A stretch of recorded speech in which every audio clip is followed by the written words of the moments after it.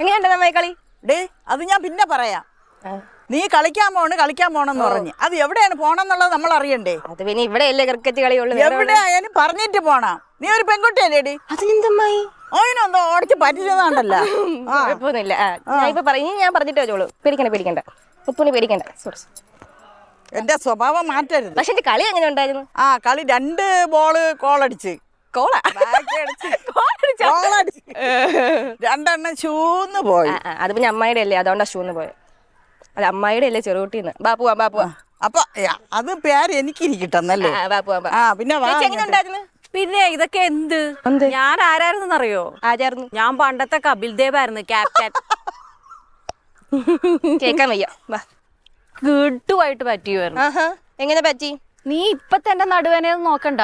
പണ്ട് ഞാൻ ആരായിരുന്നു നടുവേദന വന്നത് അല്ലേ?